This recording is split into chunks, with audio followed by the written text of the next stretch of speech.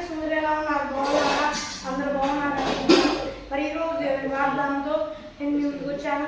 ఈరోజు దేవుని వాగ్దానము సామెతల గ్రంథము 24వ అధ్యాయము 14వ వచనం.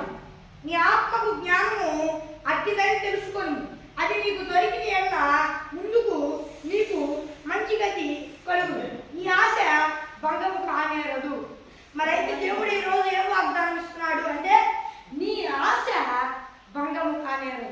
ఈరోజు మీరు ఏదైతే ఆశపడుతున్నారో నాకైతే తెలియదు, కానీ దేవుడు సెలవిస్తున్నాడు, నీవు నీ హృదయమందు నాకు విజ్ఞాపన చేసేటప్పుడు ఏమైతే ఆశపడ్డావో ఆ ఆశ భంగమే కానేరదు. నేను దాన్ని స్థిరపరుస్తాను. భయపడవాక, నువ్వు వణుకుతున్నావు, వణకవాక.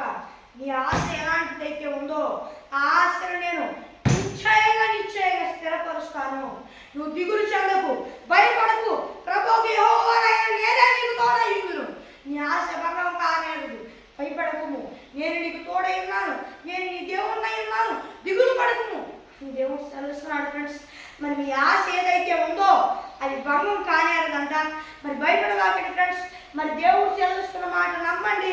నమ్మకం నీ వలనైతే నమ్ము వారికి సమస్తం సాధ్యమే అని దేవుడు సెలవిస్తున్నాడు. ఆయన నమ్మితే మహత్కార్యాన్ని చూడబోతున్నారు మీరు. మీ ఆశ అనేది ఏదైతే ఉందో ఆశ భంగం కానేరదని దేవుడు సెలవిస్తున్నాడు. ఇప్పుడు భయపడక, దిగులు పడక దేవుడిని నమ్మండి, తప్పకుండా దేవుడు కార్యం చేస్తాడు. మరి ఫ్రెండ్స్, ఈరోజు దేవుడి వాగ్దానం మరి చిన్న ప్రార్థన చేసుకుందాం. పరలోకమందున్న దేవా, నీ వాగ్దానంగా సూటిగా స్పష్టంగా నీ బిడ్డలతో మాట్లాడినందుకు వేలాది కోట్ల స్థుతులు స్తోత్రాలు నాయన.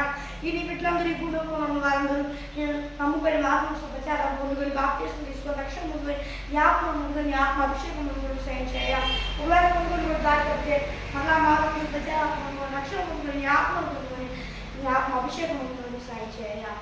యేసు నామములో నా దీపాలను వస్తాయి. మరి ఫ్రెండ్స్, ఈరోజు వాగ్దానం మరి మీ ప్రార్థన వస్తువులకి ఇక్కడ కనిపిస్తున్న +91 63059 అని అందరూ కాల్ చేయండి. మరి మరో దేవుని వాగ్దానం మొదలుగా దేవుని కృపాస్తులందరికీ కూడా కనిపిస్తున్నారు. ఆమె ప్రేరణ